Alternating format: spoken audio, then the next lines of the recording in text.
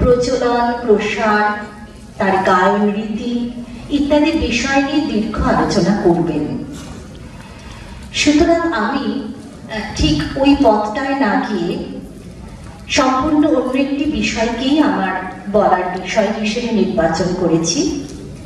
তা হল রবীন্দ্র অনুভবে বৈষ্ণব পদাবলী এবং পদাবলী কীর্তন। কীর্তন গান আমাদের বাঙালি জাতির নিজস্ব সম্পদ। এর যথার্থ প্রচলন 1430 শকের পৌষ মাস অর্থাৎ 1508 খ্রিস্টাব্দের ডিসেম্বরে শ্রী গৌরাঙ্গ মহাপ্রভুর গয়াধামের পিতৃকৃত্য সাধনের পর শ্রীপাদ ঈশ্বরপুরীর কাছে বৈষ্ণব মন্ত্র দীক্ষা গ্রহণান্তে নবদ্বীপে প্রত্যাবর্তনের পরবর্তী সময়। একথা আমাদের জানা যে শ্রী নিত্যানন্দ, শ্রীবাস, শ্রীল বংশীবদন, শ্রী মুকুন্দ, জগন হরিদাস, গোবিন্দ মাধব ও বাসুদেব ঘোষ প্রমুখ পদকর্তা ও কীর্তন গায়কগণের সঙ্গে শ্রীচৈতন্যদেব কীর্তন গানে বিভোর হয়ে থাকতেন। তবে মহাপ্রভুর পূর্বেও ভারতবর্ষে কীর্তন প্রচলিত ছিল এবং সেটি ছিল ভগবান বিষ্ণুর আরাধনার নবধা ভক্তির যাজন অঙ্গ হিসেবে। কিন্তু একথা ঠিক যে শ্রী চৈতন্য মহাপ্রভুর মাধ্যমে কীর্তন বিশাল ব্যাপ্তি ও মাধুর্য লাভ করেছিল। নাম কীর্তন, নিশি কীর্তন বা গোষ্ঠ কীর্তন এবং সর্বোপরি নগর সংকীর্তন দীর্ঘ সময় পর্যন্ত আপামর বাঙালিকে মুগ্ধ করে রেখেছিল। 1581 খ্রিস্টাব্দে অখণ্ড বঙ্গের রাজশাহী জেলায় খেদুরিতে যে পালাবদ্ধ রসকীর্তনের সূত্রপাত হয়েছিল তাতে নরোত্তম দাস কীর্তনের প্রারম্ভে গৌরচন্দ্রিকার পদ গাওয়ার রীতি প্রবর্তন করেছিলেন।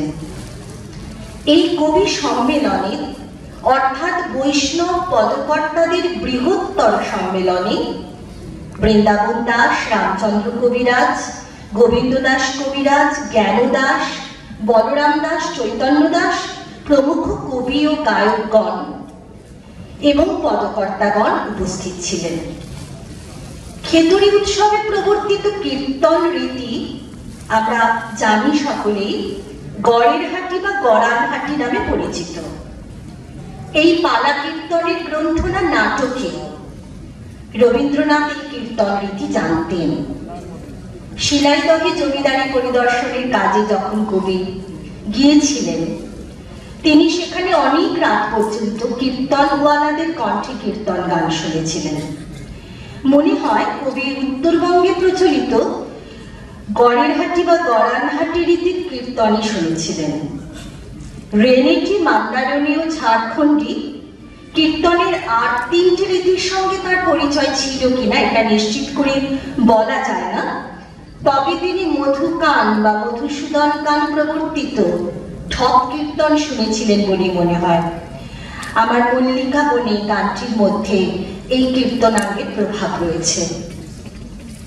রবীন্দ্রনাথ নানা ধরনের কীর্তন রীতি জানতেন এবং সেই পরিচয় আমরা পাই তার সঙ্গীত বিষয়ক নানা গ্রন্থ প্রবন্ধ থেকে এবং দিলীপ কুমার রায়ের সঙ্গে আলোচনা, দুর্যোটি প্রসাদ মুখোপাধ্যায়কে লেখা চিঠি, স্ত্রী মৃণালিনী দেবীকে লেখা পত্র এবং ভাইঝি ইন্দিরা দেবী চৌধুরানীকে লেখা চিঠিপত্র থেকে। 1905-এর 16ই মে শান্তিনিকেতন থেকে দুর্যোটি প্রসাদ মুখোপাধ্যায়কে একটি পত্রে রবীন্দ্রনাথ লিখছেন, কীর্তন গড়ানহাটি অঙ্গের যে সঙ্গীত আছে আমার বিশ্বাস তার মধ্যে গানের এই আত্মসংযত ঔদার্য প্রকাশ পেয়েছে।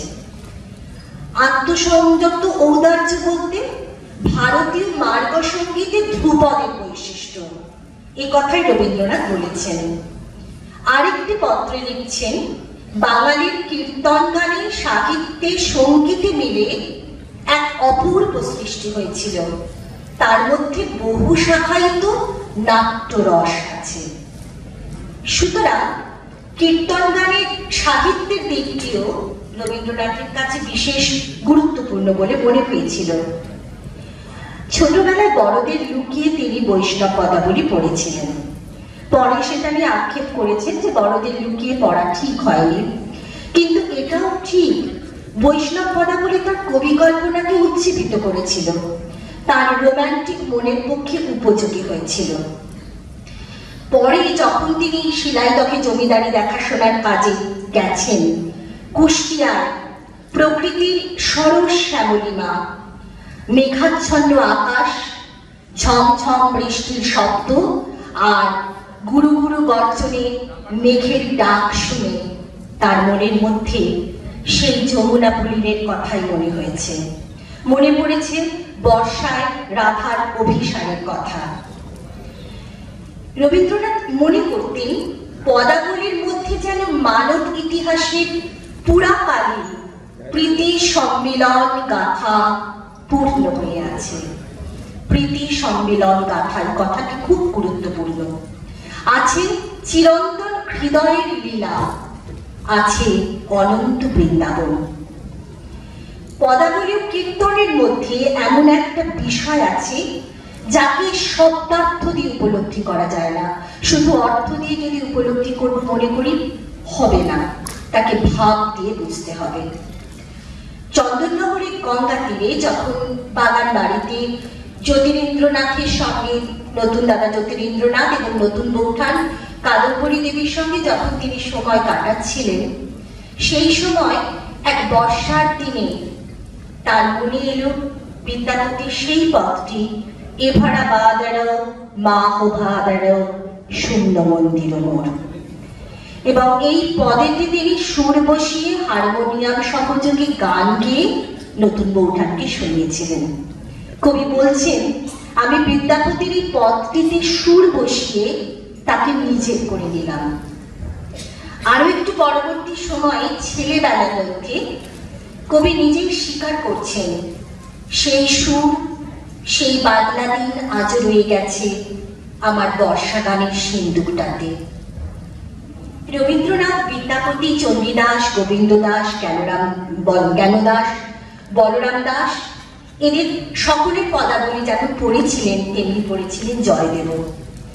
এরই প্রভাবে কোনো এক মেঘলা দিনে ঘরের মেঝে উপুর হয়ে লিখে ফেললেন, গহন কুসুম কুঞ্জ মাঝে মৃদুল মধুর বংশী বাজে, বিষয়ী ত্রাস লোক লাজে সজনী আও আওলো। ভানুসিংহ ঠাকুরের পদাবলীতে আমরা এই গানমুদ্রিত রূপে দেখি। মানসিক পত্র কবিতাতেও লিখলেন 1887-তে, মনে পড়ে বরিশার বৃন্দাবন অভিসার, একাকিনী রাধিকার চকিত চরণ, শ্যামল তমাল তল নীল যমুনার জল, আর দুটি ছল ছল নলিন নয়ন।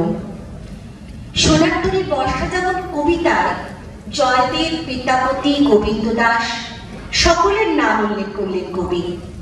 স্মৃতিপথে উজ্জ্বল হয়ে উঠল জ্ঞানদাসের রজনী শ্যামল ঘন, ঘন তীরা গরজন, রিমিঝিমি শবদে বরিশে, পালঙ্কি শয়ান রঙ্গে বিগলিত চির অঙ্গে, নিন্দ যায় মনের হরিষে।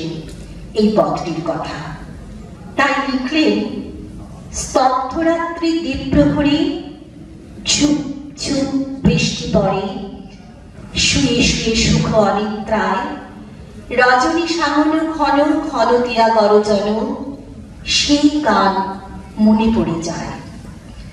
বলা বাহুল্য এই পদটি রবীন্দ্রনাথের খুব প্রিয় ছিল। বহুদিন পরে 1343-এ শ্যামলের স্বপ্ন কবিতায় লিখলেন, রজনী শ্যামল গণ ঘন তীরা গরজন, স্বপ্ন দেখিল হেন কালে। রাধিকার ভালোবাসার কুড়ি ধরা মন, নীল শাড়ির নিঙাড়ে নিঙাড়ে চলা কবি কল্পনাকে উজ্জীবিত করত। বৈষ্ণব পদাবলীর শ্রাবণ মাসের বৃষ্টির প্রসঙ্গ রবীন্দ্রনাথের অনেক অনেক রচনায় বিধৃত হয়ে আছে। ভানুসিংহ ঠাকুরের পদাবলিতে লিখছেন, সাগন গগনে ঘোর ঘন ঘটা নিশীথ যামিনী রে, কুঞ্জ পথে সখী কৈশে যাও অবলা কামিনী রে। এখানে অনিবার্যভাবে বিদ্যাপতি ও গোবিন্দ দাসের অভিসারের পদ তার প্রেরণা হয়েছে। রবীন্দ্রনাথের অনুভবে বৈষ্ণব পদাবলীর ভাব মাধুর্য তার কীর্তনের সুরে প্রসারিত। তা দেশ কাল সময়ের সীমাকে অতিক্রম করে চিরকালীন চিরন্তন।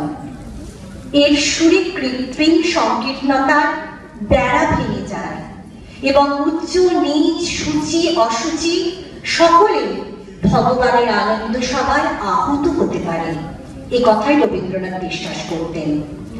তাই সেই দিনকার বাংলাদেশের গান বিশ্বের গান হয়ে জগতের নিত্য সাহিত্যে স্থান পেয়েছে। সেই জন্যই তিনি বলছেন, কীর্তন চিরপুরাতন চিরনূতন, এর কোনো শেষ নেই। যেমন করে রাধা কৃষ্ণের প্রেমের মধ্যে রয়েছে অসীমতা, তেমনি কীর্তনের সুরের ভাব ব্যঞ্জনার মধ্যে রয়েছে সেই অসীম অশেষ অনন্তের উপলব্ধি। এই গান শুধু গান নয়, এর সুরে তালে ছন্দে বাংলাদেশ আপনাকে যথার্থভাবে অনুভব করতে পেরেছে। যা ছিল বিশেষ রূপে বাংলার, তা হয়েছে সকলের। তা এ দেশ থেকে উচ্ছ্বসিত হয়ে অন্যত্র বিস্তারিত হয়েছে। রবীন্দ্রনাথের ভানুসিংহ ঠাকুরের পদাবলী যেন পদাবলী কীর্তনেরই কাব্যময় গীতিময় প্রকাশ। এর 20টি গান মূলত প্রকৃতি বিষয়ক। কবি পদাবলীকে শুধু সাহিত্য হিসেবে দেখতে চাননি, তাকে সম্পূর্ণরূপে পেতে গেলে রস ও ভাব সুর ও গানের বিস্তারের মধ্যে দিয়ে পেতে হবে, এ কথাও তিনি খুব জোরের সঙ্গে বলেছেন। আবার বৈষ্ণব পদাবলীকে শুধু আধ্যাত্মিক দৃষ্টিকোণ থেকেও তিনি দেখতে চাননি। পদাবলী এবং তার কীর্তন সঙ্গীত যেখানে অর্থ দিয়ে বদ্ধ সুরের ভাষাকে ভাবলোকে মুক্তি দেয়, সেখানে শুধু ধর্ম দিয়ে তো তার বিচার করা চলে না, এ কথা রবীন্দ্রনাথ গভীরভাবে বিশ্বাস করতেন। বৈষ্ণব পদাবলী পদাবলী কীর্তন অসীমের সঙ্গে মিলনের কথা বলেছেন। আর রবীন্দ্রনাথ তার গানে বললেন, তোমায় আমায় মিলন হবে বলে আলোয় আকাশ ভরা। রবীন্দ্রনাথ দেখেছিলেন কীর্তনের সুরের মধ্যে রয়েছে ঐতিহ্য এবং ঐশ্বর্য, এবং এটাও দেখেছিলেন এর সহজ সাদাশিলে এবং একটা করুণ আবেদনও আছে। ছিন্নপত্রাবলীতে ইন্দিরা দেবীকে একটি পত্রে তিনি বলছেন, কাল অনেক রাত পর্যন্ত নহবতে কীর্তনের সুর বাজিয়েছিল, কণ্ঠে নয়, নহবতে কীর্তনের সুর তিনি শুনছেন। বলছেন, সে বড় চমৎকার লাগছিল, আর ঠিক এই পাড়াগাঁয়ের উপযুক্ত হয়েছিল। কাল জানলা খুলে সেই বাজনা শুনতে শুনতে নিদ্রা দিয়েছি। আজ ভোরের বেলা সেই বাজনার শব্দে জেগে উঠেছি।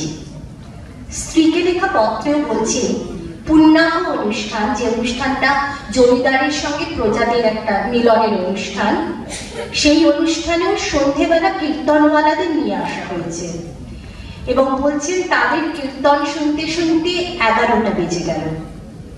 আমরা এটাও তথ্য থেকে জানতে পারছি, রবীন্দ্রনাথ যৌবনে গিয়েছিলেন জানিপুরের মহলে, এবং সেই জানিপুরের মহলে গিয়ে তিনি কীর্তন সঙ্গীতের সঙ্গে পরিচিত হয়েছিলেন। শুধু পরিচিত হননি, তিনি সেই কীর্তন সঙ্গীত সম্বন্ধে বৈষ্ণব রসশাস্ত্র সম্পর্কে এবং তার ভক্তিশাস্ত্র সম্পর্কে তিনি অনেক রাত পর্যন্ত সেখানে দীর্ঘ আলোচনা করেছিলেন। এবং জানিপুরের মহলে তিনি শিবসার কীর্তন শুনেছিলেন। এই নামটি খুব পরিচিত, যেমন পরিচিত বামাচরণ বসু। এবং এই শিবসার কীর্তন তিনি যতবার জানিপুরে এসেছেন, ততবার তিনি কিন্তু তাকে আনিয়ে এই কীর্তন গান শুনেছেন। এবং যখন গগনেন্দ্রনাথ ঠাকুরের মা মারা গেলেন, তখন রবীন্দ্রনাথ ঠাকুর বাড়িতে শিবসাকে আনিয়েছিলেন। আর বামাচরণ বসুর গান তো শিলাইদহের নিত্য ব্যাপার ছিল, প্রতি সপ্তাহে বামাচরণ বাবুকে নিয়ে এসে কীর্তন গান তিনি শুনতেন। এবং আর একটা মজার বিষয় হলো রবীন্দ্রনাথের ভানুসিংহ ঠাকুরের পদাবলী বামাচরণ বসুর একদম কণ্ঠস্থ ছিল। তিনি এর অনেকগুলো গান কিন্তু গাইতেন, অর্থাৎ একটা আদান প্রদানের মধ্যে দিয়ে কীর্তন, পদাবলীর কীর্তন, বৈষ্ণব পদাবলীর কীর্তন এবং রবীন্দ্রনাথ রচিত ভানুসিংহ ঠাকুরের পদাবলী একটা চমৎকার মেলবন্ধন তৈরি করেছিল। কীর্তন রবীন্দ্রনাথের যে কত প্রিয় ছিল এটা বোঝা যায় বিভিন্ন তার লেখার মধ্যে, যেমন গল্প, উপন্যাস, এগুলোর মধ্যেও কিন্তু কীর্তন প্রসঙ্গ আসছে। 1301 লেখা মেঘরৌদ্র গল্প, সেখানে ঘটনার উপযোগীভাবে কীর্তনের প্রসঙ্গ এসেছে। কবি লিখছেন, মুদির দোকানে একদল বৈষ্ণব ভিক্ষু খোল করতাল চোখে গান গাইছিল, এসো এসো ফিরে এসো, না থকেই ফিরে এসো। এই গান শুনে গল্পের চরিত্র শশীভূষণের মনে হলো এ যেন তার নিজের জীবন বেদ, এই কীর্তন সঙ্গীত যেন তার অন্তরের সঙ্গীত। সেও গুনগুন করে পদ রচনা করে সুর লাগিয়ে চলল। গল্পের শেষেও দেখি ওই একই পদ বা সঙ্গীত পরিব্রাজক কীর্তনিয়া বৈষ্ণব দল গাইছে, যা শুধু শশীভূষণ নয়, গিরিবালার নস্টালজিয়ার মর্মবাণী হয়ে উঠেছে।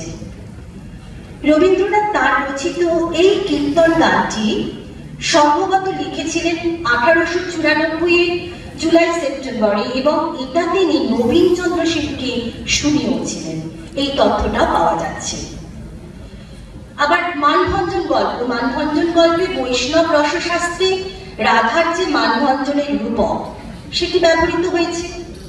সমস্যা পূরণ গল্প, সেখানে কৃষ্ণ গোপালের প্রার্থনার মন্ত্র হল কৃষ্ণের নাম গান। ঘরে বাইরে উপন্যাসে বিমলার আত্মকথায় বৈষ্ণব তত্ত্বের লাদিনী শক্তির প্রসঙ্গ এসেছে। সন্দীপের ভাষ্যে আমরা বৈষ্ণব তত্ত্বের লাদিনী শক্তি প্রত্যক্ষ দেখবার জন্য এত ব্যাকুল হয়ে বেড়াচ্ছি। আমার অন্তরের মধ্যে যে ত্রিভঙ্গ বাঁশি বাজাচ্ছেন, তার বাঁশির অর্থটা কি? বলতে বলতে সন্দীপ নিজেই গান ধরেছেন। যখনই দেখা দাওনি রাধা, তখন বেজেছিল বাঁশি, এখন চোখে চোখে চেয়ে সূর্যে আমার গেল ফাঁসি। এরকমই আরো একটি গান, বধুরু লাগিয়া কেশে আমি পড়ব এমন ফুল, স্বর্গে মর্তে ত্রিভুবনে নাইক যাহার তুল। এছাড়াও প্রকৃতির প্রতিশোধ নাটক 1884 লেখা তার দ্বিতীয় দৃশ্যে কৃষকদের কণ্ঠে বৈষ্ণব পদাবলীর গোষ্ঠলীলার ভাবের অনুরণন আছে। হ্যাঁ দেখো নন্দরানী, আমাদের শ্যামকে ছেড়ে দাও, আমরা রাখাল বালক দাঁড়িয়ে দাঁড়িয়ে, আমাদের শ্যামকে দিয়ে দাও। শুধু এই নয়, যোগাযোগ উপন্যাস এবং গোড়া উপন্যাসেতেও কীর্তনের কথা বলছেন রবীন্দ্রনাথ। গোড়া 1910 লেখা হরিমোহিনী গোড়াকে দেখে বলছেন, তুমি গৌরী বটে, ওই যে কীর্তন গানে শুনেছি, চাঁদের অমিয়াসনে চন্দন মাটিয়া গো, কি মাঝির গোড়ার দেহখানি। আর যোগাযোগ উপন্যাসে মতির মা নিস্তারিণী বিপ্রদাসকে দেখে কুমুদিনীকে বলছেন, আহা কি সুপুরুষ, এমন কখনো চোখে দেখিনি গো। ওই যে গান শুনেছিলাম কীর্তনে, গোড়ার রূপে লাগলো রসের গান, ভাসিয়ে নিয়ে যায় নদীয়ার বুড়ো নারীর প্রাণ। 1323 বঙ্গাব্দের 10 কার্তিক পুত্র রথীন্দ্রনাথকে রবীন্দ্রনাথ বলছেন, খুব গুরুত্বপূর্ণ কথাটি, অন্তত আজকের প্রেক্ষাপটে গুরুত্বপূর্ণ বটে, একদিন চৈতন্য আমাদের বৈষ্ণব করেছিলেন, সেই বৈষ্ণবের জাত নেই, কুল নেই। অর্থাৎ এখানে তিনি উদার মানব ধর্মের কথা বলছেন, জাতি ধর্ম বর্ণ নির্বিশেষে সকলের এক হওয়ার কথা বলছেন। কীর্তনে আমরা কাব্যরসের আনন্দ পাই, এটাও তিনি বলছেন চিঠিপত্রে। কীর্তনের সুরে কারণ নিয়মের জটিলতা আছে, তবে কীর্তনের মুখ্য আবেদনটি হচ্ছে কাব্যগত ভাবের, সুরই তার সহায়। এই কীর্তনে পদাবলী মর্মগত ভাব রসটি নানা আখরের মধ্যে দিয়ে, আখর শব্দটি খুব সচেতনভাবে ব্যবহার করলেন তিনি, নানা আখরের মধ্যে দিয়ে আমরা বিশেষভাবে গ্রহণ করতে পারি এবং এইভাবে পদাবলীর রস আমরা আস্বাদন করতে পারি। বৈষ্ণব পদাবলীর প্রতি এই আগ্রহ থেকে রবীন্দ্রনাথ ও শ্রীশচন্দ্র মজুমদার, আমাদের সকলেরই জানা, পদাবলী পদরত্নাবলী সংকলন করেছিলেন এবং যেটা গুরুত্বপূর্ণ সেটা হলো এটি মহাজন পদাবলীর সর্বপ্রথম সংকলন গ্রন্থ। রবীন্দ্রনাথ লোকমুখে এবং নবদ্বীপের বৈষ্ণবদের মুখে গান শুনেছিলেন, যেসব পদ শুনেছিলেন সেগুলো তিনি কিন্তু এডিট করে সম্পাদিত রূপে এই সংকলনে যুক্ত করেছিলেন। সঙ্গীত প্রবন্ধে বলছেন, কীর্তন সঙ্গীত আমি অনেক কাল থেকেই ভালোবাসি। ওর মধ্যে ভাব প্রকাশের যে নিবিড় ও গভীর নাট্যশক্তি আছে তা আর কোনো সঙ্গীতে এমন সহজভাবে আছে বলে আমি জানি নেই। সাহিত্যের ভূমিতে এর উৎপত্তি, তার মধ্যে ওর শিকড়, কিন্তু ও শাখায় প্রশাখায় ফলে ফুলে সঙ্গীতের আকাশে স্বকীয় মহিমায় স্থান অধিকার করেছে। কীর্তনের বাঙালি গানে সঙ্গীত কাব্যের অর্ধনারীশ্বর মূর্তি কবি প্রত্যক্ষ করেছিলেন। তার মতে শ্রীচৈতন্য প্রবর্তিত কীর্তন গান বাঙালির আধ্যাত্মিক গণতন্ত্র, সার্বিক মিলন গীতি। কাজী এর ঐতিহাসিক পটভূমিটিও কিন্তু খুব লক্ষ্য করার বিষয়। মহাপ্রভুর আবির্ভাবে শ্রী চৈতন্য রেনেসাঁসে মানুষের মুক্তি পাওয়া চিত্ত ভক্তি রসের আবেগে আত্মপ্রকাশে ব্যাকুল হয়েছিল। কীর্তন সেই মাধ্যম, বাঙালি জাতির স্বতন্ত্র আত্মপ্রকাশের সাধনা। হিন্দুস্থানের রাগ সঙ্গীতের তুলনায় তার গীতরীতি ও সুরের স্বকীয়তাও লক্ষণীয়। 1331-এ বিদেশ যাত্রার প্রাককালে রবীন্দ্রনাথ প্রেসিডেন্সি কলেজের ছাত্রদের অভিনন্দন সভায় যে অভিভাষণ দিয়েছিলেন তাতে কীর্তন সহযোগী বাদ্যযন্ত্র খোল বা মৃদঙ্গ এবং তার তাল বৈচিত্র্যেরও উল্লেখ করেছিলেন। তার কথায়, বাংলা এমন গান গাইলে যাকে আমরা বলি কীর্তন, বাংলার সঙ্গীত সমস্ত প্রথার নিগড় ছিন্ন করেছিল। 10 কুশি 20 কুশি কত তালই বেরোলো, হিন্দুস্থানি তালের সঙ্গে তার কোনো যোগ নেই। বলা বাহুল্য, রবীন্দ্রনাথ এখানে 10 কুশি 20 কুশি প্রভৃতি শ্রীখোলের যে তাল বৈচিত্র্যের কথা বলেছেন তা গড়ানহাটি কীর্তনেরই বিশিষ্ট তাল। সুতরাং বৈষ্ণব পদাবলী ও পদাবলী কীর্তন রবীন্দ্রনাথকে প্রাণিত করেছে, বাংলার সঙ্গীতের প্রতি তাঁর শ্রদ্ধাবোধকে উদ্দীপিত করেছে, ঐতিহ্যের সন্ধানে প্রবুদ্ধ করেছে, যার ফলশ্রুতিতে আমরা কীর্তন সঙ্গীতের আলোচনা, তার নানা রচনায় প্রবন্ধে, এমনকি রবীন্দ্রসঙ্গীতেও আমরা কীর্তনাঙ্গের প্রয়োগ প্রচুর দেখেছি। অর্থাৎ রবীন্দ্রনাথ এক ঐতিহাসিক, সামাজিক ও সাংস্কৃতিক প্রেক্ষাপটে কীর্তন সঙ্গীতের বৃহত্তর তাৎপর্যকে সন্ধান করেছিলেন।